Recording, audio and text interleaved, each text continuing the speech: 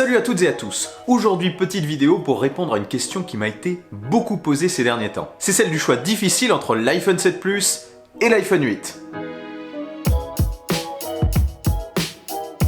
Tous les ans depuis quelques temps, le nouvel iPhone de base est proposé à un prix assez proche de celui de l'iPhone Plus de l'année passée. Si entre le 6S Plus et le 7, je vous conseille clairement de vous diriger vers le 7, ici, le choix est plus délicat. Le double capteur photo de l'iPhone 7 Plus y est probablement pour quelque chose. Mais d'autres dilemmes se présentent aussi. L'iPhone 7 Plus est vendu neuf à 779 € pour 32 Go et l'iPhone 8 à 809 € pour 64 Go, soit un écart de 30 €. Chez les opérateurs, l'écart est parfois encore plus faible. Chez Sosh, par exemple, l'iPhone 7 Plus coûte 769 € pour 32 Go et l'iPhone 8 pour 64 Go coûte 789 €, soit 20 € de différence. Je comprends du coup que le choix soit un peu délicat.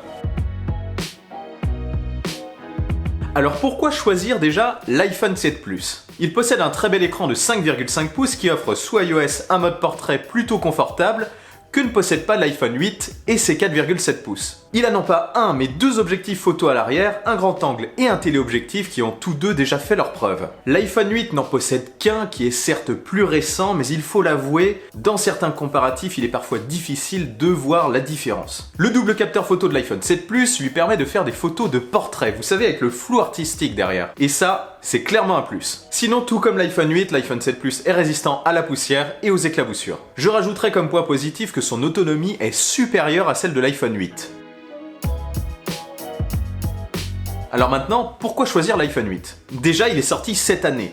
Son processeur est donc plus puissant que celui de l'iPhone 7 Plus. Du coup, à un prix assez similaire, il tiendra au moins un an de plus en mise à jour que l'iPhone 7 Plus. Autre avantage, il est vendu de base avec un stockage de 64 Go contre 32 Go pour l'iPhone 7 Plus. 32 Go peuvent suffire, mais 64 Go c'est quand même plus confortable. Il est compatible avec la recharge sans fil, l'iPhone 7 Plus ne l'est pas, et ça je trouve ça très pratique. Si vous vous demandez à quoi ça sert vraiment la recharge sans fil, j'ai fait une vidéo à ce sujet, et j'en parle également dans ma vidéo sur l'autonomie de l'iPhone 10. Pour faire simple, j'utilise plus aujourd'hui la recharge sans fil que la recharge filaire. C'est vraiment top. Sinon, on peut aussi noter que le capteur photo de l'iPhone 8 est plus récent. Il est parfois plus efficace que celui qu'on trouve sur les iPhone 7 et parfois non, je trouve. L'écran de l'iPhone 8 offre aussi un éclairage True Tone qui je trouve est plus agréable pour les yeux. Pour les amateurs de prise de vidéo, il permet de filmer jusqu'en 4K 60 images par seconde et de faire des ralentis en 240 images par seconde et 1080p. Les ralentis sont en 720p maximum sur l'iPhone 7 Plus. C'est déjà pas mal. À ce niveau-là, certains doivent être plus éclairés et d'autres ne doivent pas être plus éclairés que ça. C'est vrai que l'iPhone 8 est tout nouveau, mais que l'iPhone 7 Plus possède quand même des avantages comme la taille de son écran et son double capteur photo. Alors si après tout ça, vous hésitez toujours, comment choisir ?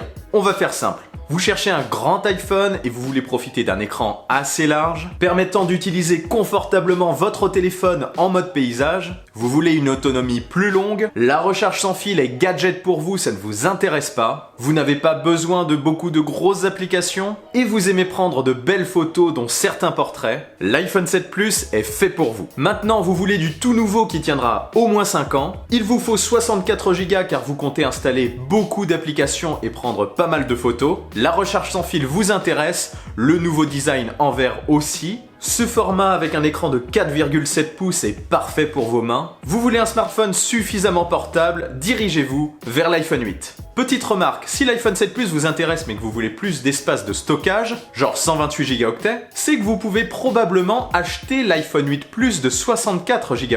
Et oui, leurs prix sont assez proches aussi. Donc si tel est le cas, je trouve que ça vaudra plus le coup de vous diriger vers un iPhone 8 Plus que de prendre un iPhone 7 Plus de 128 Go. Si après tout ça, vous hésitez encore entre les deux tailles, entre le modèle Plus et le modèle standard, entre 5,5 pouces et 4,7 pouces, je n'ai qu'un dernier conseil à vous donner. Allez tout simplement essayer les deux modèles en magasin et voyez lequel format vous correspond le mieux. Voilà, j'espère avoir pu vous aider avec cette petite vidéo. Pour m'aider à avoir plus de visibilité, n'oubliez pas de laisser un pouce en l'air et de partager mes vidéos. Si ce n'est pas encore fait, abonnez-vous à ma chaîne et suivez-moi sur les réseaux sociaux, Twitter, Insta, Facebook. Sur ce, on se retrouve très vite pour une nouvelle vidéo. Allez, salut!